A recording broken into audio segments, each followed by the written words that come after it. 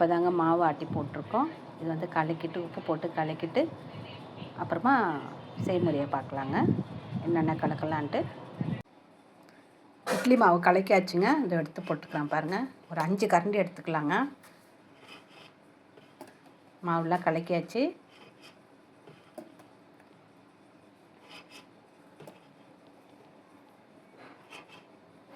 ஒரு 5 கரண்டிங்க, சின்ன கரண்டி தாங்க போதும். இதுக்கு தேவையான உப்புங்க, தேவையான உப்பு, கடலப்பருப்பு, கடல மாவுங்க.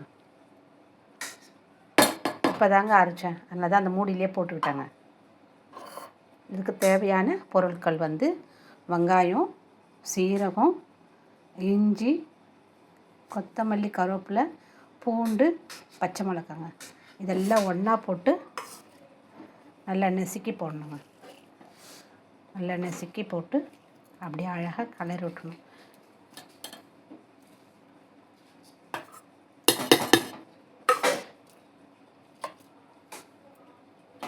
இதுக்கு தண்ணி வந்து நான் மாவாட்டின தண்ணியே இருந்ததுங்க, அதையே நான் கொஞ்சம் ஊற்றிக்கிறேன். கடல மாவு போட்டிருக்கீங்களா, கொஞ்சம் தேவைப்படும். மாவாட்டின தண்ணி இருந்தது, அதை கலக்கி ஒரு 10 நிமிஷம் ஊறினங்க. ஊறின பிறகு நம்ம அழகாக சுட்டுக்கலாம். இது வந்து சிகப்பரிசி இட்லி மாவு போண்டாங்க. நான் மாவாட்டினாலே கண்டிப்பாக இது கொஞ்சமாவது செஞ்சுருவேன் நான். இது 10 நிமிஷம் ஊறிட்டங்க, அப்புறமா நம்ம சுடலாம்.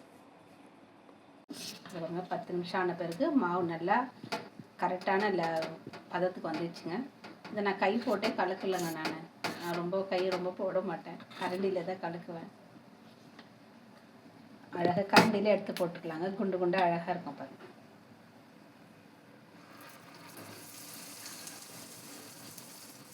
எண்ணெய் காஞ்சிச்சு. நான் இட்லி அரிசி, இப்போ சிகப்பரிசி தான் இட்லி போடுவாங்க. நான் அது டக்குன்னு மாவு வந்து ரொம்ப 2 நாள் இருந்தோட புளிக்காதுங்க. ரொம்ப இந்த வெள்ளை அரிசியில் இட்லி போட்டால் சீக்கிரமாக புளிச்சிடுதுங்க. இந்த ஸ்ட்ரென்த்து வேறு, அதனால்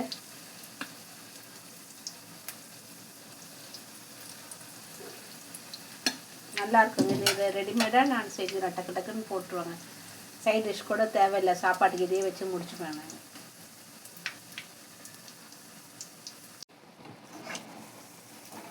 ரொம்ப ஸ்பீடில் வச்சு சுடக்கூடாதுங்க, சிம்மில் வச்சு. ரொம்ப சிம்மாக இருக்கக்கூடாது, எண்ணெய் போட்டுக்கும். அவ்வளோதான். ஒரு 10 நிமிஷம் இல்லைன்னா 15 நிமிஷம் ஊறினா போதும். மாவு நல்லாயிருக்கும், டேஸ்ட்டாக இருக்கும்.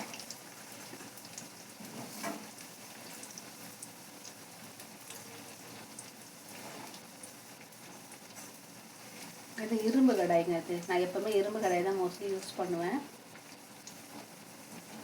இது அடியே பிடிக்காதுங்க, நான்ஸ்டிக் கடாய் மாதிரி இருக்குங்க நல்லா. அதனால் எனக்கு போடவே மனசு வராது. இதுதான் நான் யூஸ் பண்ணுவேன். ரொம்ப ஆப்பெல்லாம் சுட்டு அப்படியே தனியாக வந்துடுங்க.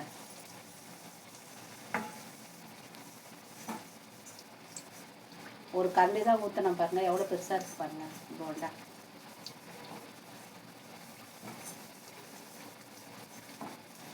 இன்னும் கொஞ்சமாக ஊற்றினா இன்னும் சின்னதாக இருக்கும். நம்ம ஸ்லோவில் வச்சு செய்கிறதால கண்டிப்பாக உள்ள வெந்துட்டுருக்கோம். வேகலை, பெருசாக இருக்குது, வேகாமல் இருக்கலாம், நீங்கள் பயப்பட வேண்டாம். சிம்மில் வச்சு சுடுங்க. சின்ன ஸ்டவ்வு இல்லைன்னா சிம்.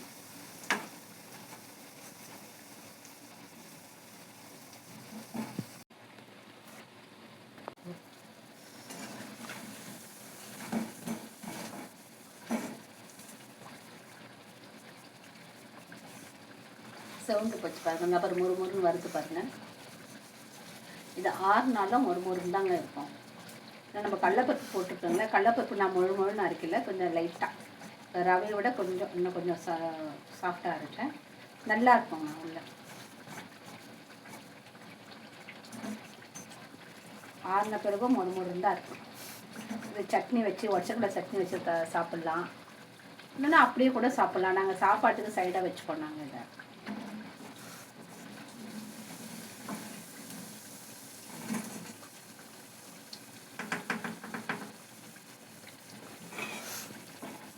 இந்த டிஷ் பேப்பர் போட்டுக்கோங்க.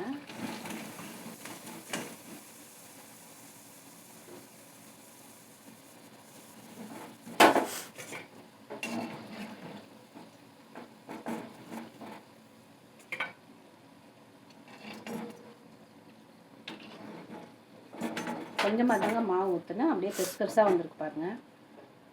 இன்னொரு வாட்டி ஊற்றிக்கலாம். கொஞ்சமாக எடுத்துக்கலாம்.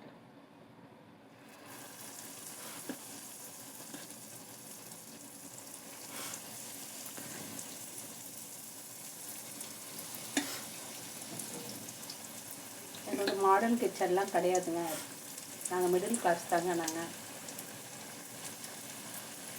இதுக்காக எதுவுமே வாங்கலை, எதுவுமே நான் ரெடி பண்ணலைங்க. எங்கள் வீட்டில் இருக்கிறத, எங்கள் வீடு அப்படியே, எங்கள் வீட்டில் இருக்கிறது அப்படியே, அதே பொருள், அதே பாத்திரம், அதே ரூம் தான்.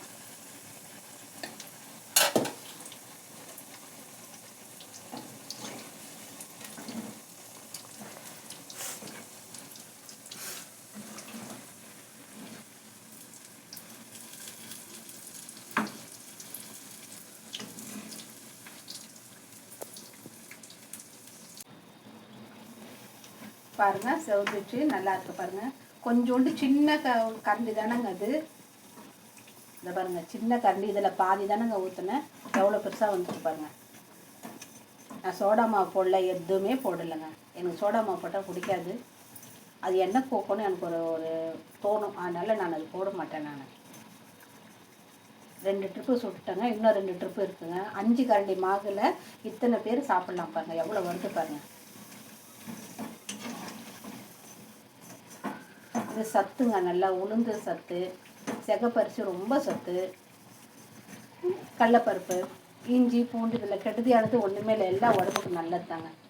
இந்த பிள்ளைங்களுக்கு ஸ்கூல்லேருந்து வந்து டக்குன்னு செஞ்சு கொடுத்துடலாம். இப்போ எனக்கு வீட்டில் யாராவது கெஸ்ட்டு வந்தால் இட்லி மாவு இருந்ததுன்னா எனக்கு பிரச்சனையே இல்லைங்க. டக்குன்னு ஒரு கடல மாவும் வீட்டில் இருக்குங்களா, எடுத்து போட்டு உடனே ஒரு 10 மினிட் பேசிகிட்டே இருக்கிறீங்க, உடனே கையில் சுட்டு தரீங்களேன்னு கேட்பாங்க. இதை பாருங்க, அழகாக செவந்துச்சு, எடுத்துடலாங்க.